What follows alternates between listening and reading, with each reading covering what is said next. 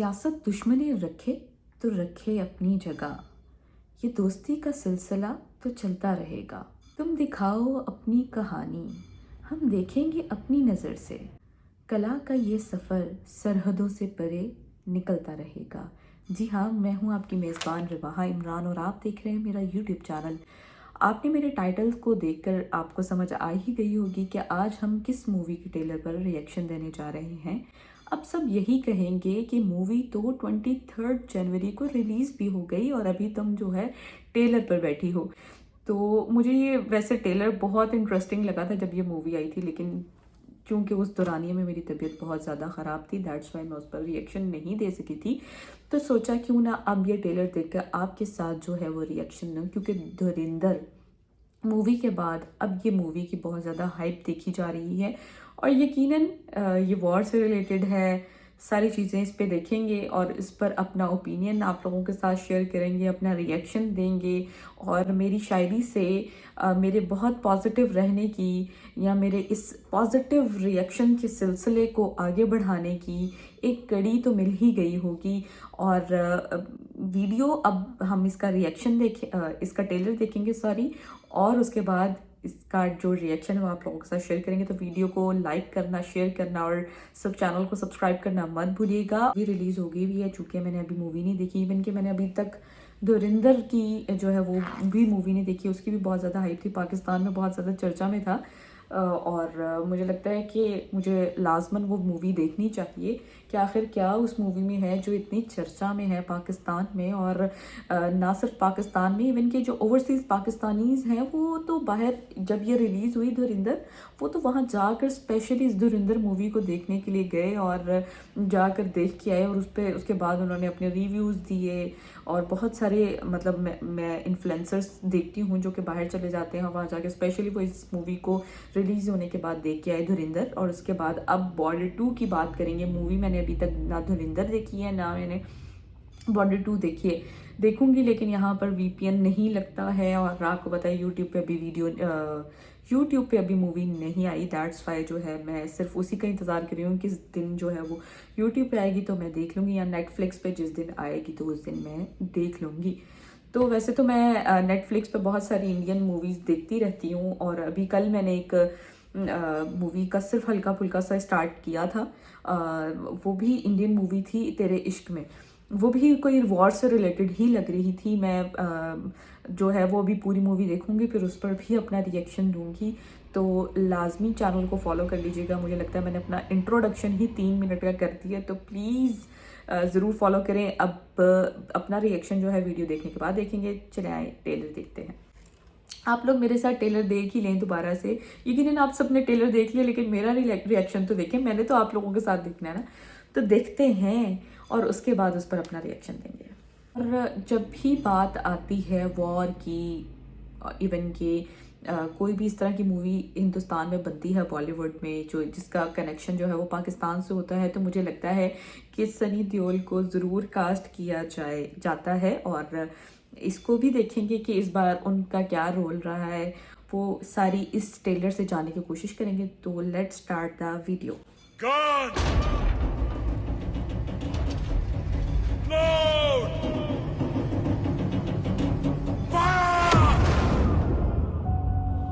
फौजी के लिए बॉर्डर सिर्फ नक्शे पर खींची हुई एक लकीर नहीं है, बल्कि एक वादा है अपने देश से कि जहां वो खड़ा है उसके आगे कोई नहीं जाएगा, ना ही कोई दुश्मन, ना उसकी गोली और ना ही उसका इरादा। और आज कुछ भी हो जाए, हम ये वादा टूटने नहीं देंगे। हमारे गांव में एक कहावत है, हम पूजा भले ही राम की करें लेकिन तेवर परशुराम की रखते हैं। भले ही हमारी तादाद कम हो सर, लेकिन ताकत किसी से कम नहीं है। ये आसमान हमारा है, हमारा ही रहेगा। इन पानियों में हिंदुस्तान का बॉर्डर है हमरंगा। चाहे कुछ भी हो जाए, दुश्मन ये बॉर्डर कभी पार नहीं कर पाएगा। अगर उन्होंने मनव्वर तवी को पार कर लिया तो बहुत जल्द वो जम्मू और फिर श्रीनगर पहुंच जाएंगे। Operation Changez has started. Hindustan पर कयामत बरसेगी आज।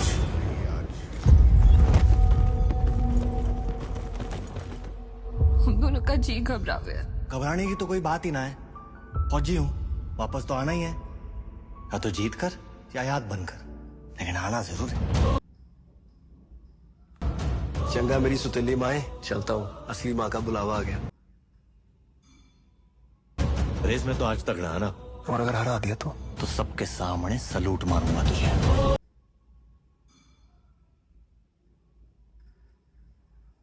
सिर्फ ये जंग नहीं, अपने अंदर वाली जंग भी जीत के आना।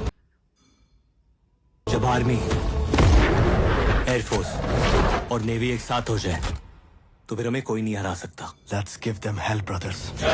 दुनिया का कोई भी अफसर यही कहेगा कि हम ये जंग हारेंगे, लेकिन मैं कहता हूं कि हम ये जंग जीतेंगे, क्योंकि जंग हथियारों से नहीं, जुर्रत से जीती जाती है वो जुर्रत, है वो जुर्रत, है वो जुर्रत।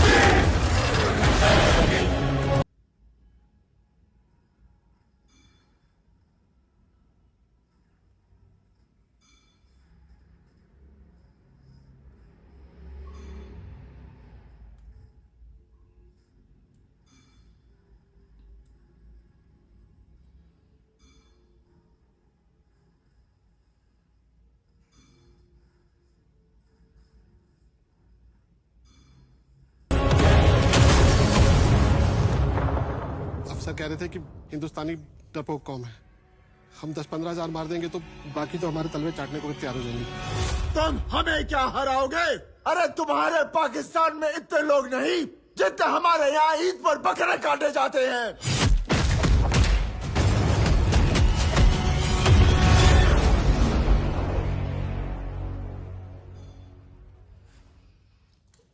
अच्छा, ये था टेलर, और टेलर देखकर मतलब मुझे लगता है कि बहुत सारी ऐसी बॉलीवुड मूवीज़ बनती हैं जो पाकिस्तान पे बनती हैं। हिस्ट्री गुजरी है इंडिया पाकिस्तान के दरमियान, और अब हम जब इस तरह के प्रोग्राम्स या इस तरह की टेलर्स या इस तरह की मूवीज़ देखते हैं तो हम मतलब बहुत ज़्यादा डेप्थ में चले जाते हैं कि जहाँ हम पॉजिटिविटी की बात करें या चाहे दोस्ती की बात करें, उस पर इस तरह की हिस्ट्री आकर और इधर से भी आवाम का दिल ख़राब हो, उधर से भी आवाम का दिल ख़राब हो, तो मुझे लगता है कि हमें पॉजिटिविटी का काम करना चाहिए। यकीनन हम दोनों आवाम की इंडिया पाकिस्तान से रिलेटेड उनकी उम्मीदें एक यही हैं कि अमन आ सके ख़ित्ते में, रीजन में जो ये सिक्योरिटी थ्रेट्स वगैरह या इन चीज़ों के जो इश्यूज़ होते हैं वो रिजॉल्व हो सकें। और मुझे लगता है कि जो एक सिपाही होता है, एक सोल्जर होता है, वो अपनी कंट्री के बॉर्डर पर जब खड़े होते हैं अपने कंट्री को महफूज करने के लिए, चाहे वो पाकिस्तान से हो चाहे वो इंडिया से हो, तो वो उनकी एक बहुत बड़ी स्ट्रगल होती है, उनका जान जाना, और मुझे लगता है कि उसके पूरे घर को हिला के रख देता है, चाहे वो इधर के किसी सोल्जर को कुछ हो या चाहे इंडिया के किसी सोल्जर को कुछ हो। मुझे लगता है कि हर कंट्री में जो सोल्जर्स हैं वो एक आपका कीमती असासा होते हैं, और उसके लिए आप जो है वो बड़ी जद्दोजहद करते हो, अपनी कंट्री के लिए वो बड़ी जद्दोजहद करते हैं।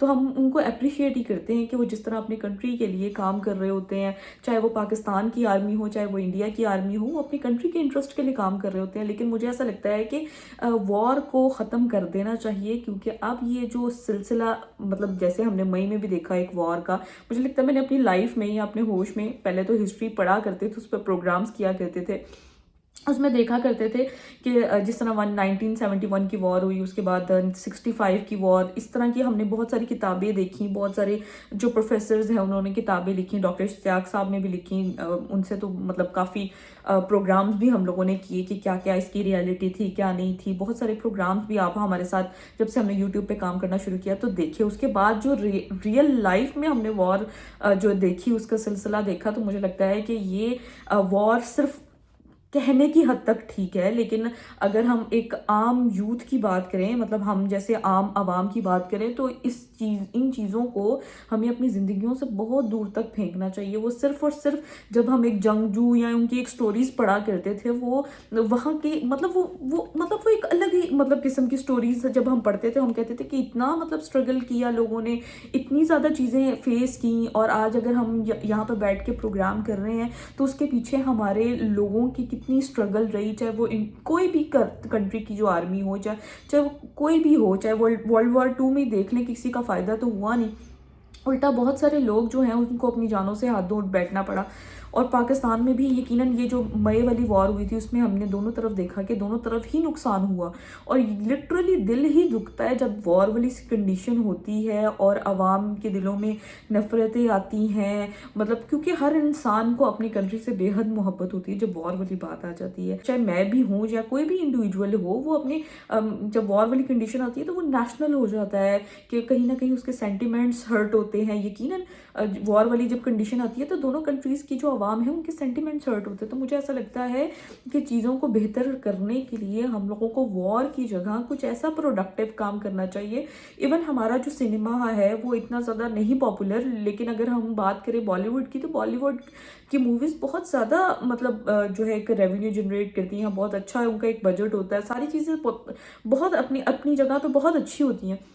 तो क्यों ना कुछ पॉजिटिव काम किया जाए, कुछ एआई पे काम किया जाए, कुछ आईटी पे काम किया जाए, इससे रिलेटेड लोगों के लिए मूवीज़ बनाई जाएं, बच्चों के लिए मूवीज़ बनाई जाएं, ताकि जो है बच्चों के अंदर शौक पैदा हो कि हमने ये करना है, हमने इस तरह आईटी फील्ड को लेकर चलना है, हमने एआई के क्या बेनिफिट्स हैं, क्या नुकसानात हैं, उसको किस तरह अपनी रोज़मर्रा की ज़िंदगी में हम जो है वो अडॉप्ट कर सकते हैं और कितनी हद तक रखना है। ये सारी चीज़ें जो हैं हम इस पर भी मूवीज़ बना सकते हैं और बड़ी क्रिएटिव और बड़ी ज़बरदस्त मूवीज़ बना सकते हैं कि आने वाला टाइम कहाँ जा रहा है, डेवलपमेंट करेंगे तो आने वाला टाइम हमें कहाँ ले जाएगा। ये सारी चीज़ें हमें अपने यूथ के लिए इस तरह की प्रोडक्टिव मूवीज़ बनानी चाहिए, बजाय इसके कि वॉर और उससे रिलेटेड वीडियोस बनाएं, ताकि लोग जो हैं मतलब मुझे लगता है कि चाहे वो ये जनरेशन जब इस तरह की वीडियोस देखती हैं तो मुझे लगता है कहीं ना कहीं उनके दिल में एक तकलीफ़ आती है, एक मतलब उनके दिल में मतलब मुझे ऐसा लगता है कि वो बहुत ज़्यादा फिर नफ़रतें बढ़नी शुरू हो जाती हैं।